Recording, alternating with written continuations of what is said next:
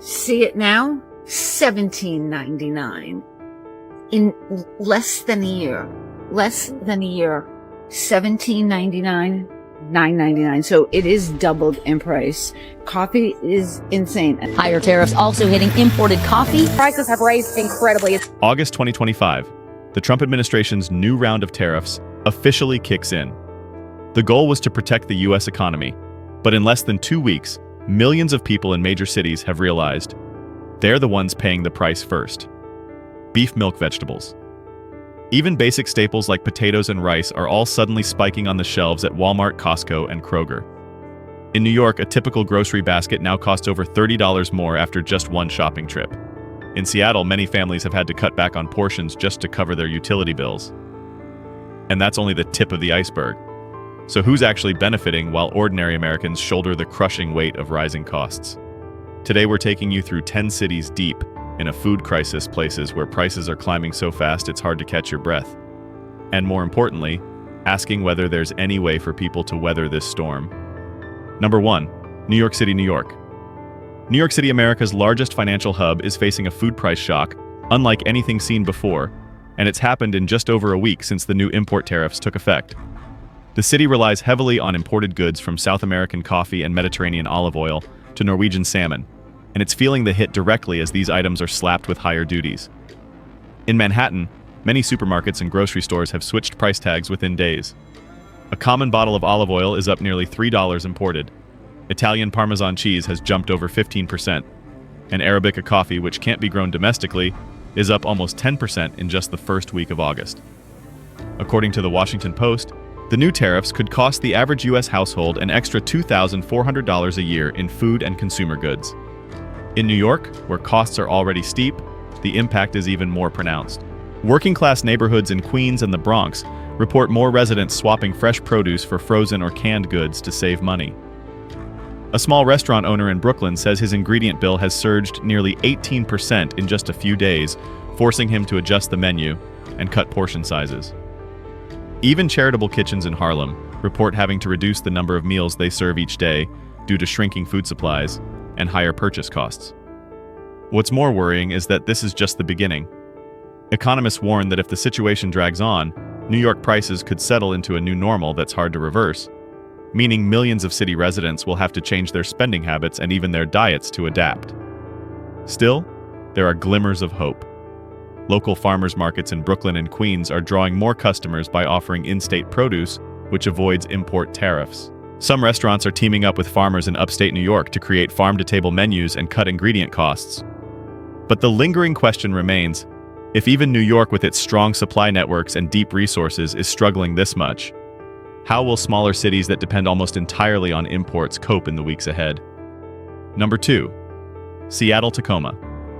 Seattle and Tacoma are already among the most expensive cities in the United States, but just over a week after the new tariffs took effect in early August, many residents are feeling the squeeze every time they check out at the grocery store.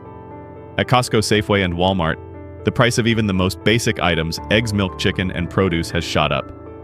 A dozen large eggs now runs nearly $6 up, more than 30% from late July. Whole milk, which used to hover around $3.50 a gallon, has now broken the $5 mark. Fresh chicken has jumped by $1.50 to $2 per pound, forcing many families to think twice before buying. Seattle, Tacoma is feeling the impact faster than most because its food supply depends heavily on imports and maritime distribution chains. When the new tariffs drove up import costs, retailers adjusted their prices almost overnight. The strain is especially hard on older residents living on pensions or fixed incomes who are already dealing with steep housing and service costs in the region. Many locals say they've had to rethink how they shop. Instead of buying fresh produce from supermarkets, they head to weekend farmers markets to purchase directly from local growers. Not only is it cheaper, but it's also unaffected by import tariffs. Some households are buying meat or fish in bulk during sales and freezing it for later use. Those with small yards have even started planting vegetables and herbs to reduce reliance on grocery stores. Beyond food, everyday essentials like toilet paper, laundry detergent, and cooking oil have also crept up in price, not dramatically, but enough to add up over time. For people who already live frugally, this shift is enough to make them think twice before opening their wallets. The best advice for Seattle, Tacoma residents right now is to plan grocery trips weekly.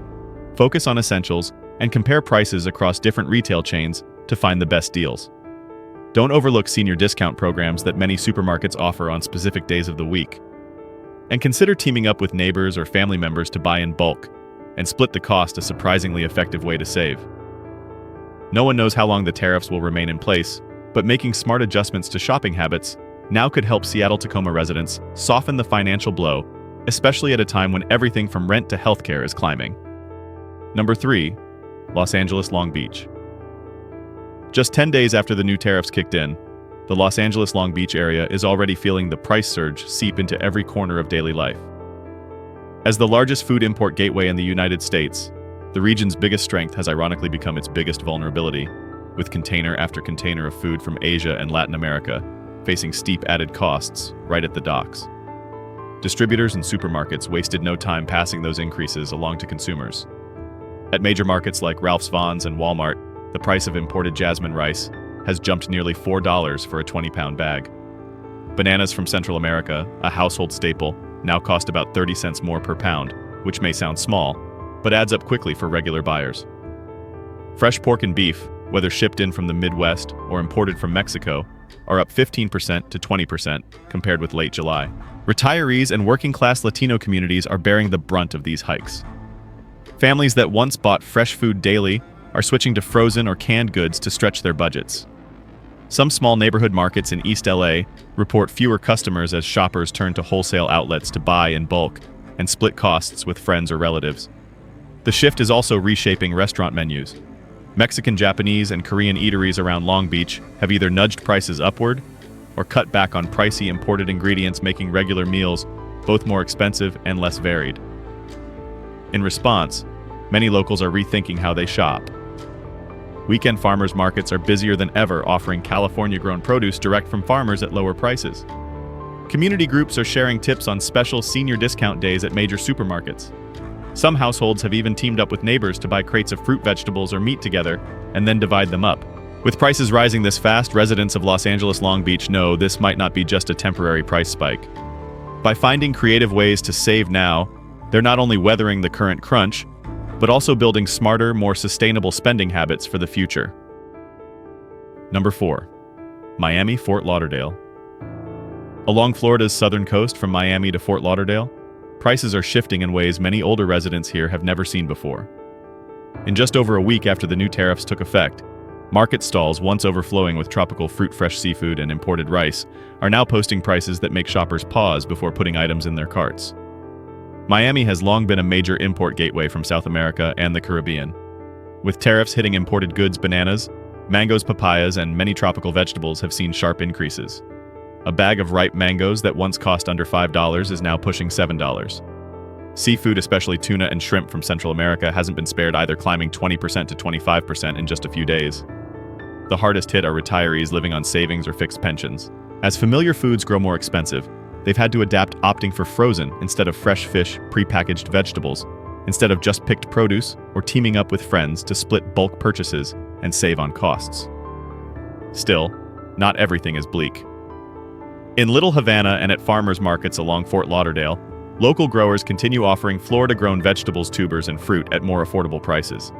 Some churches and community centers are even running discount food programs for seniors, helping them keep balanced, nutritious meals on the table.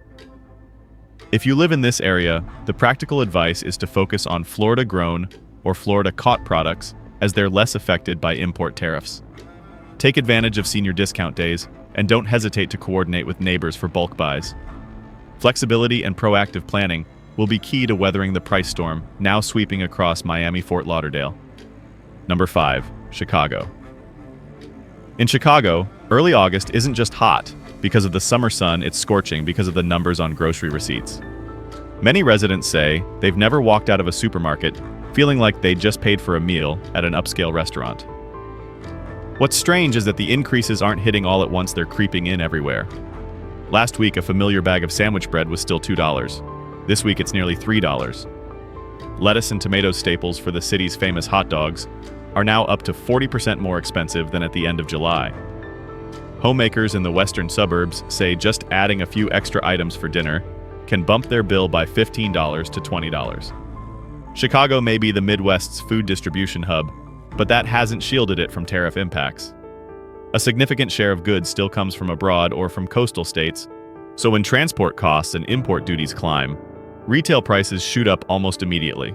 Older residents, especially those living on pensions, are feeling it the most. They're not only rethinking every grocery trip, but also trimming portions or swapping out familiar favorites for cheaper alternatives.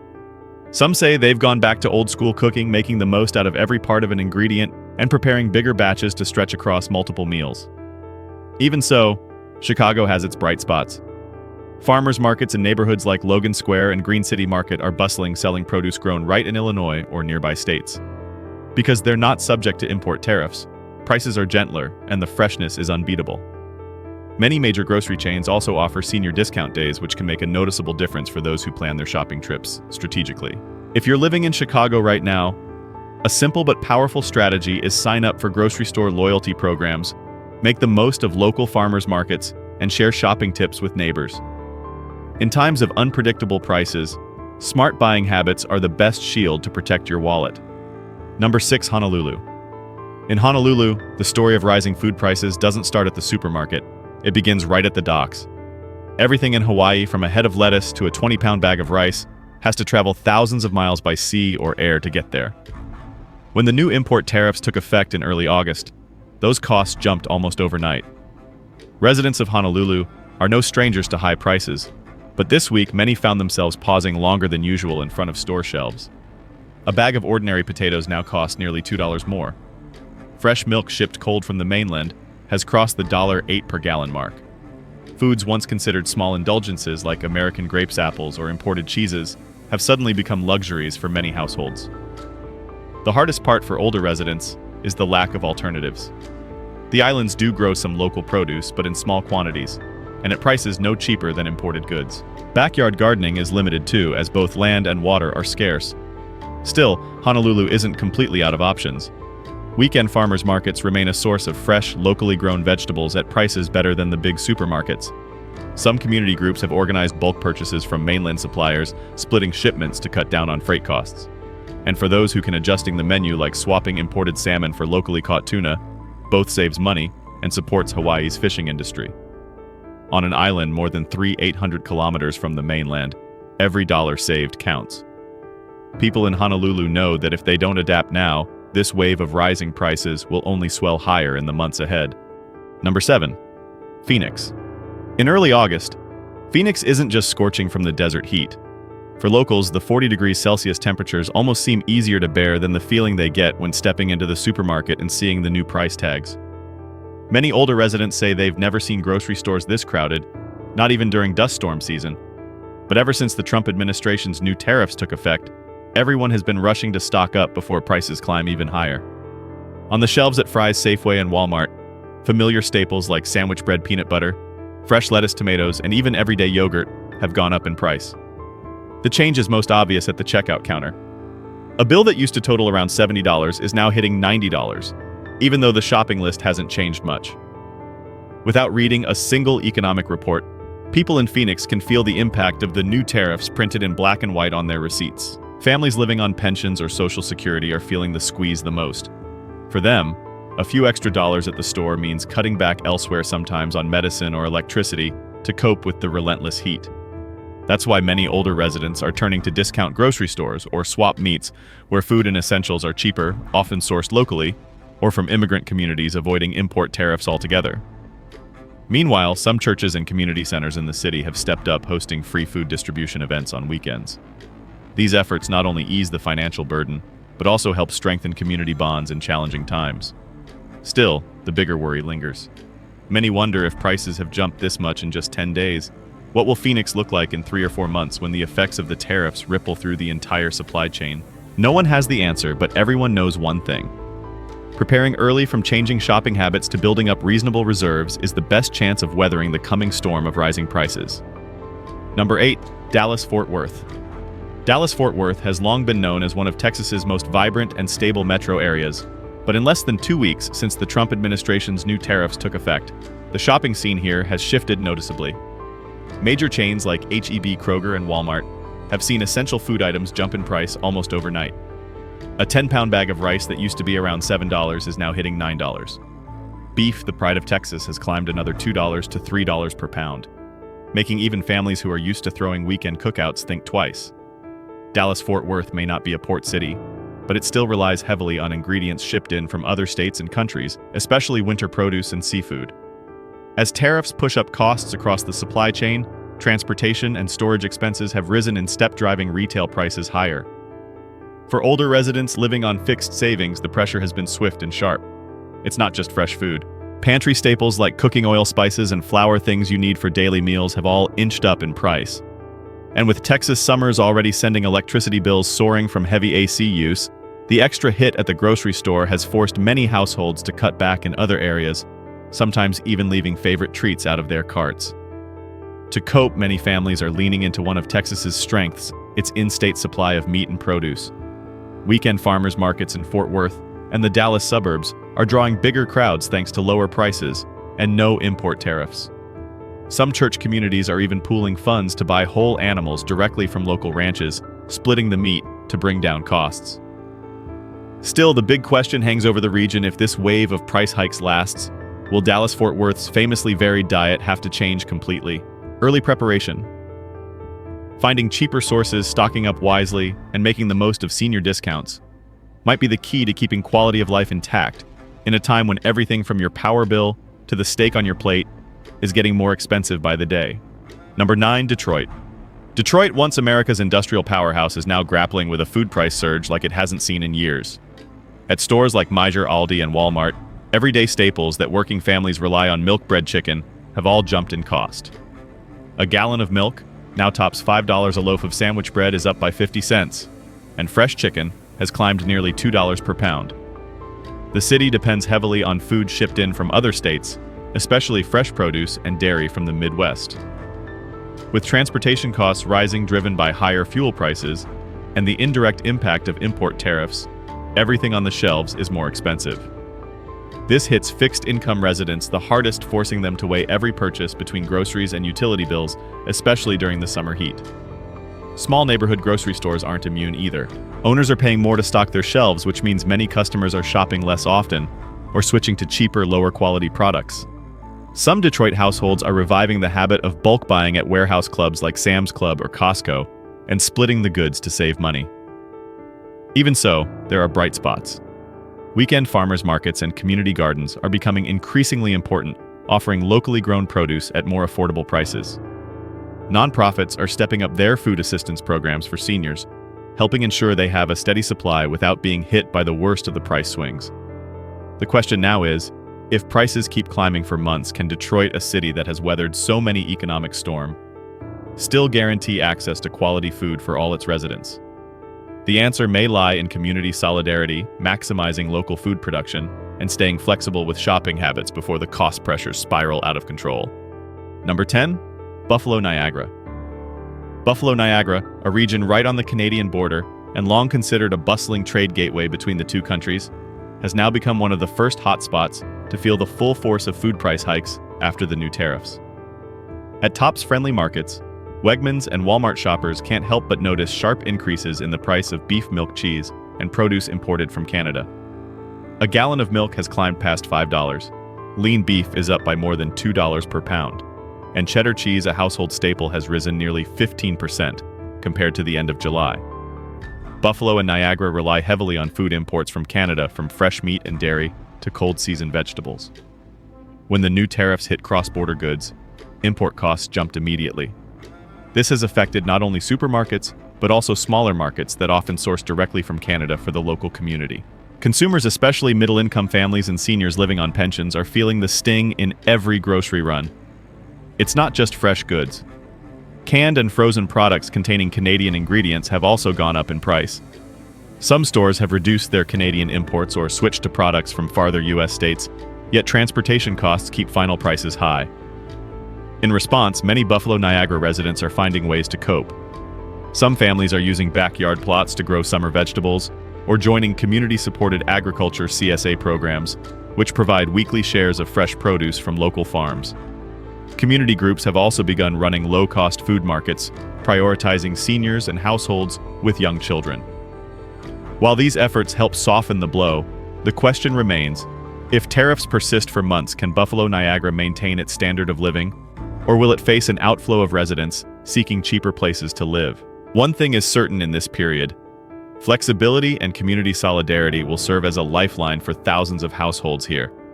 From New York to Buffalo Niagara, one truth is clear. New tariffs aren't just political headlines in Washington, they've seeped into every kitchen and grocery bill. Rapid price hikes have turned once familiar items into budget burdens, forcing many families, especially older adults, to change consumption habits almost overnight. Though each city adapts in its own way, the common threads are resourcefulness in finding cheaper supplies, prioritizing local food, and pooling resources through community networks. These measures not only help people endure this tough period, but may also encourage more sustainable shopping and eating habits in the long run. Yet no one knows when this price storm will calm. That's why mental readiness, flexibility, and making full use of every available resource will be key for families to pull through. And perhaps from today's hardships, people will discover new ways to live more frugally and stay connected so that no matter how prices change, they can stand firm. This video does not promote division within the United States or encourage segregation. All content is presented for the purpose of exploration, analysis, and fostering discussion based on current events, public sentiment, and social trends. We fully respect the United States Constitution and all federal regulations. If today's analysis made you think, drop a comment so we can keep the conversations going. And don't forget to like, subscribe, and hit the bell so you will never miss our next independent deep dive.